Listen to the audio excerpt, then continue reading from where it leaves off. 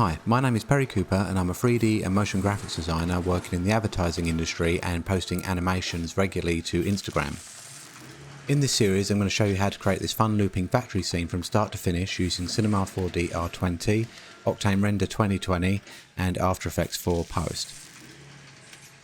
In this video we'll adjust the Octane camera settings and set up our lighting for the overall scene, as well as the emission textures for the traffic lights and headlights. I'll also show you how to remove light reflections without affecting the overall scene lighting. Let's get started. Right, since the last tutorial I've just made a couple of tweaks to the materials. I just ended up making actually my gel toothpaste kind of stuff a bit darker, and I lightened up this wall a little just to kind of balance everything out. My camera, I'm just going to delete the Octane camera tag and make sure I've got a complete fresh one with no amends done to it or changes. And then the Octane Sky, I'm currently using this Hexagon HDRI. I'm probably going to stick with that one actually. I'm just going to tweak it a little. I'm going to take the power down to 2 and then I'm going to rotate this, say like -15, and that's kind of just to get like a general flat color, a flat light to this. So I haven't got any harsh shadows or anything because I want to add lights to this that are actually gonna, brighten up certain areas.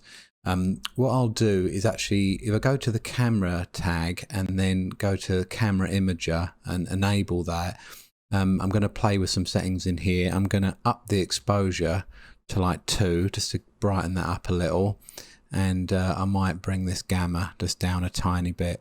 So that just gives us an overall kind of lightness. Now I'm not going to render this out with a linear workflow. I'm going to render everything out as sRGB, because I'm not kind of layering up lots of items in After Effects afterwards. So I'm going to kind of try and get my look in Cinema, and then in After Effects we're just going to be doing final kind of post and tweaks, but nothing kind of too intense. We're not going to be layering up a load of different rendered layered assets.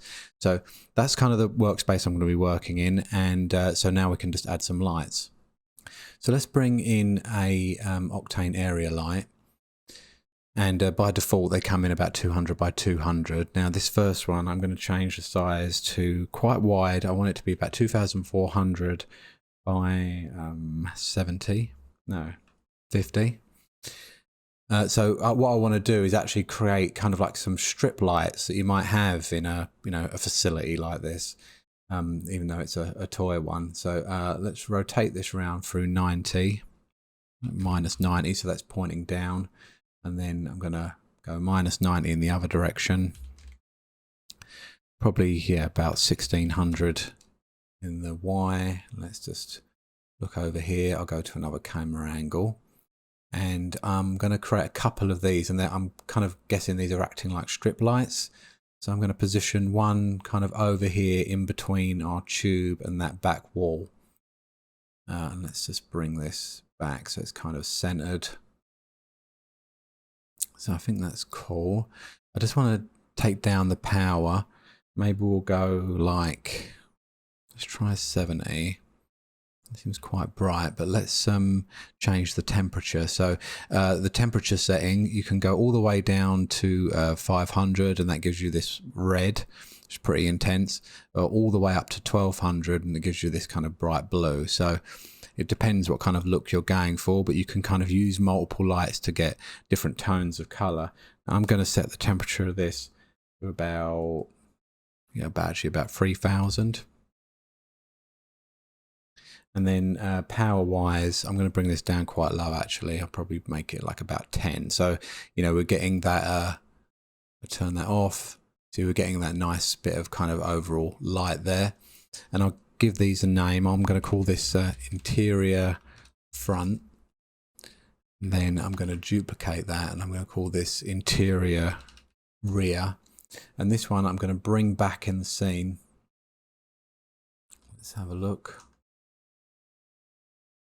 Yeah, maybe set it here so it's just kind of just sitting back from our first stop sign. And this one I'll probably up the power. Actually make this one about 70. Yeah, so we're kind of lighting from the front of the scene a bit. Maybe let's turn that down a little. Maybe we'll just turn that down to like 40. So it's lighting us up from the front of the scene, but I'm not kind of completely blowing out.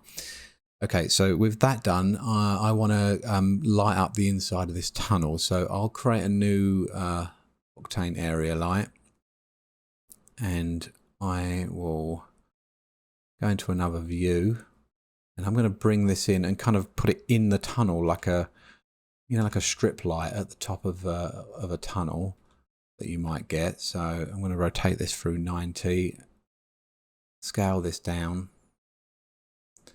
and make this longer, and then actually physically stick it where it might go. So if I show you in the render, you can see, we can see the actual black part of the Octane light, that backing of it, and then where the light's coming out. Now you can, if you wanted to go for a look like this, where you have like light streaking out from a particular point, if you go to the Octane light tag, you can turn the opacity right down to 0. So you've still got the light, but you've kind of made that invisible. And if I focus just on this area, we can render just that bit quickly. I want to push this back so it's actually inside the tunnel. So I'm going to kind of center this up and then push this right back. And that's pretty bright. So let's bring that there. And let's bring the power down. So it's enough to see, but not super bright. And maybe we'll take this down to like, try 3000 for that. Maybe we'll bring it up like 4000. Then might make this like 30. So we've just got enough light coming in there. I just want to make sure that when the truck comes through, it doesn't completely blow out the top of it. Yeah, I'm kind of happy with that. So we'll call this one tunnel light. And then I'm going to duplicate that again. I'm going to call this one container tunnel light. And that one I'm going to place down here underneath these containers. Maybe just like that. And I'll need to turn this on so we can see what's going on. Yeah, actually, let me just look back here. Okay, yeah, I saw the light on there, and it's from that tunnel light when we moved it. So this one, maybe I'll take this down to 3000. Yeah, nice. Yeah, I think I'm happy with the brightness. That's that. And I'm going to do one more interior light, and then I'm going to do an exterior light. So I think I'll grab our interior front, duplicate that. I'm going to call this containers top light. And this one I'm going to drag across. Scale this down. And I'm just going to focus on this top area because I want to see how it's affecting our containers up here. Actually, and I'll leave it in. Actually, I'm going to bring this down, bring it along. And I might up the power on that. It's too bright, so maybe we'll make this like 20. Maybe I'll make it smaller. Bring that up, back up again. I guess I could put it in the same position as 1600 in the Y, everything else. And then up that brightness.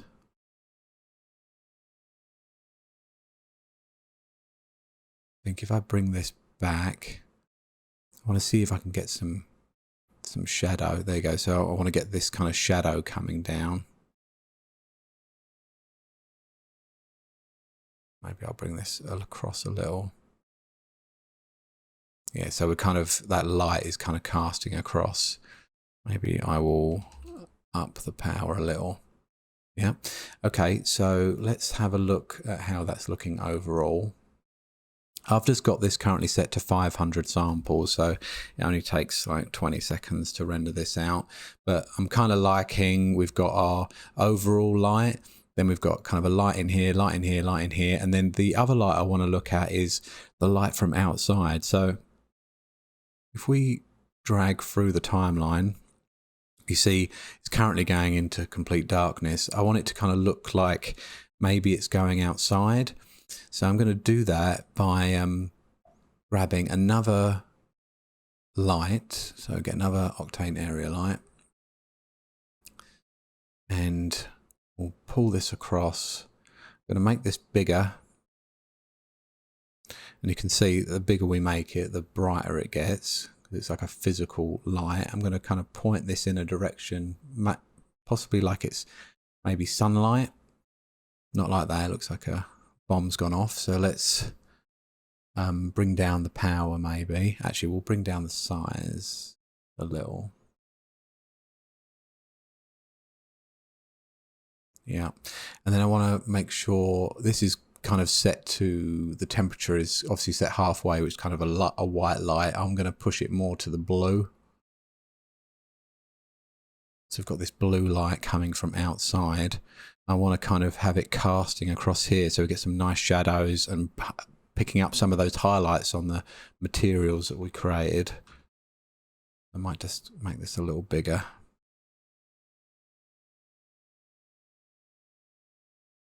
Change the power. But this is just where you can basically spend a lot of time tweaking.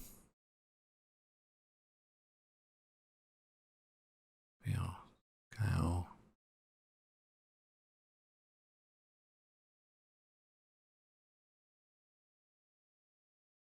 I just want to make sure it's bright enough, it doesn't blow it out. So maybe like,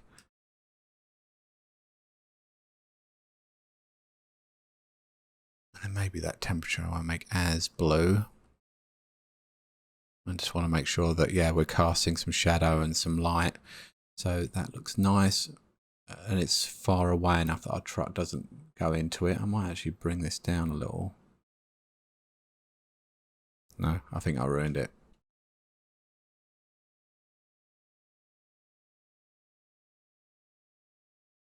Yeah, I think that looks nice like that. So if we see the main view, see now we've got that nice juxtaposition between kind of the warmth that we've got inside and this blue light on the outside. If I go to my front light, I might turn that up a little. So maybe we'll go 15 or 20. And then all I want to do is make sure, because the thing closest to the light, that's the lightest over here, is this kind of truck that's backing up. So I want to make sure that when his back tips up, we don't blow that out. Oh, I think I'm happy with that. Maybe we'll tweak this tunnel a little bit more again. Go up a little. Yeah, that's cool. Okay, so I think I'm going to save that. Okay, so now I'm going to have a look at these traffic lights. Now, we've got two of them with a stop and a go, and I want to animate them. So we're going to need to create 2 stops and 2 goes so we can turn them on and off. I've already created 2 materials here. They're just standard diffuse materials, and I've added on the green and the red from the color palette from my materials. So if we just go into one of those, at the stop, actually we'll probably put it on the object. So I've got traffic light 1 and 2. I'm just going to make sure that these are on the right numbers. So these are the colors when it's going to be turned off, basically. If I go to my emission tab for the material, I'm going to add on a black body emission, and I'm just going to kind of focus on that one area. And then in here, I'm going to go to plugins, and I'm going to add in an RGB spectrum.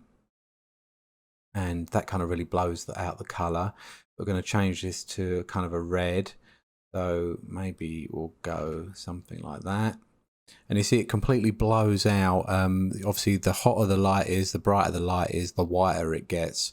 I don't actually mind it kind of blowing out, but that's kind of too much at the moment. So I'm going to take this right down to probably like 3. That's probably enough. So it's enough for you to be able to see that, you know, this light is turned on. And that's what I'm going to do for that. So what I'll need to do is in this emission tab under basic, you want to change the name of the property of this, because when you animate in your timeline, if you have lots of materials and you're animating them, for instance, we're going to have 4 here, they'll all just be named black body emission. So it's not this name here that it's going to put in the timeline, it's this one. So you want to, you know, change it there. And then we'll do the same for go. We'll add a black body emission, and then we'll change the name of this to go 1. And then in the shader, I'll add in an RGB spectrum, and I'm going to change my color to something similar to the green that we're using, but something that will look nice for the light. And again, I'll change that down to like 3. And yeah, that's my settings for that. So that's kind of my on state for both of the lights. So then I want to actually, you know, turn them on and off. So to begin with, from frame 1, obviously I want the let's duplicate these. To turn that off a second, and then we want to make sure these are called go to. We want that named there as well, and stop to. Then I can apply those to the other traffic light. Okay, and then I can actually set up my on and off states. So what I'll probably do is from the beginning, I want this to be green because this is going to start going already. So I'm going to want stop to is going to need to be turned off. So I can just set my initial state to off, and then I can pull along the timeline. And I think when the bar is starting to come down again, so say maybe like frame 30, you know, just as we're getting past the car, maybe we'll do frame 35. So yeah, it's definitely gone past. And now I'm going to set a keyframe, go 2 frames along, another keyframe, turn this back on up to 3, not 34, 3. And then I can do the opposite for the green light. So going to go to the emission. So on frame 37, we actually want to be down to 0, go back 2 frames and put this up to 3. So we zoom in, you know, we change between our lights, and I like just having kind of a little offset of 50% in between the two. That's why I don't just suddenly turn one on and one off.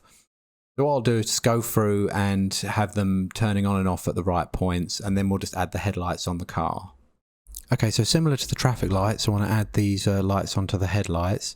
So we're going to go to materials, create a diffuse material, and I'm going to call this headlights. And we're just going to add on an emission, a black body emission. Let's get a color, an RGB spectrum, and I'm going to make this kind of like an orange tone. I've kind of made a note of the color I want, so it's 42, 63, and yeah, 95.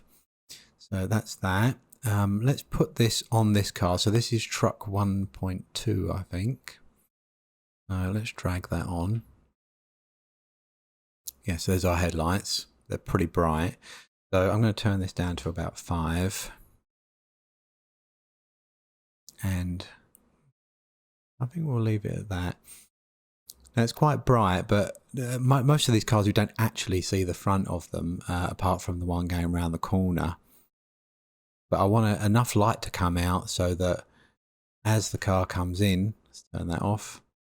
As the car comes in, you know, we kind of, it's casting a bit of light here, and we'll get some light let's bring it into position. You know, as it comes up close to this, it casts light on there, so that will look cool as it's kind of moving through the scene. It also brings up a problem. So because we're looping this, we've got our truck at the beginning. I'll just turn this off for a second just so I can focus on the animation. So we've got this truck at the beginning, and then we go all the way through the scene, get to the end, and obviously we want to loop back around, but we've got no truck here. So we could, in one case, maybe put a truck there to kind of make sure that there's one always in place. But what I will probably do is actually just fade up the headlights for that truck at the beginning. So we'll make another version of headlights. So we'll call this one headlights constant. And then I'm going to duplicate one, and this one's going to be called headlights fade in. So on headlights fade in on the emission tab, let's set power on frame 1 to 0, and then on frame 25 I'm going to set that to 5. So that's that, and then we're going to apply the fade in to this truck here, the one we've just done. So you can drag it on here, or you can just select both of these and drag it into the material tab. So that's our fade in on truck 1.2. Now we're also going to want to have, if I move back to my main camera, we're also going to want to have it on this truck that comes around the corner, because obviously it starts here, ends up here, and then it disappears, and there's no way of knowing. But if it's shining a light out the front of it, then we're probably going to get some sort of reflection or some sort of light bounce here from that car. So I'm going to do the same for the truck in motion. We'll add that onto both of its headlights. I'll fade in, and then truck 1.1, so the one that just starts here and then goes through the door, I'm going to add on the constant, and then I'll probably also add on the constant to the one that goes through the tunnel. So I'll just bring up the bridge truck and add that to his headlights. But I just want to kind of check and see how that's going to react with, with the light that we've put in there already. I don't want it to kind of, like, the combination of the two just kind of blow out the walls. So let's just re-render that shot.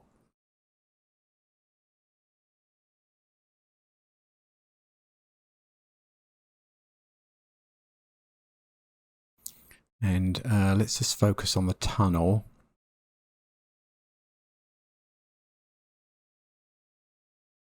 And if we go through the scene, we can use our object buffer tag again here, actually. So I'm going to turn this off. Let's do compare AB. So,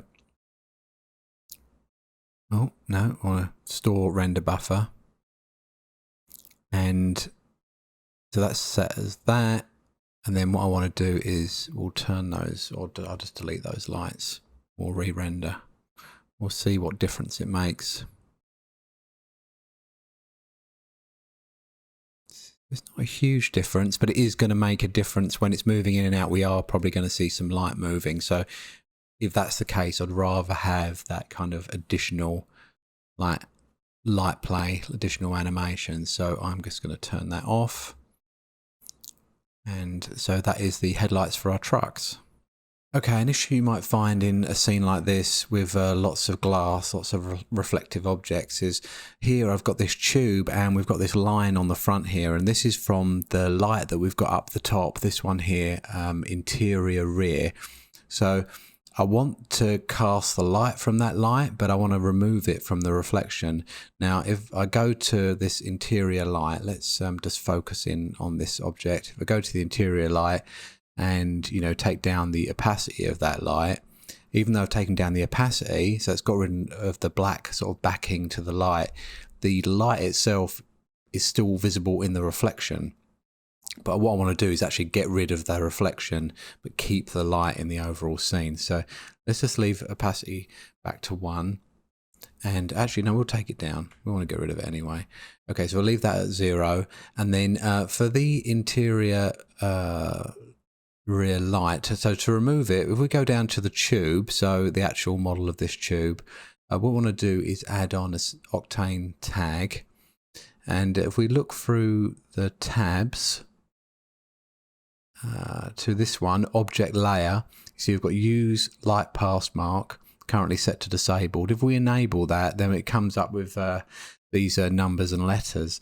Now, what these refer to is different lights in the scene. I think E might be environment. I'm not too sure what S is, but I want to focus on these numbers. So 1, 2, 3, 4, 5. Now, by default, if we go to the light, so that interior rear, and have a look down here, see the light path ID we've got set to 1, and by default all of the lights are set to 1, so let's set that one to 2. And then if we go back to the tag that's on the tube and uncheck 2, you see now that light has been removed from the scene in the reflection of that glass, but it hasn't affected the overall lighting of the tube. It's still there, so that's kind of a handy tip. I hope you enjoyed this tutorial. In the next video, we'll set up for final rendering, export some external compositing tags, and finish by compositing in After Effects.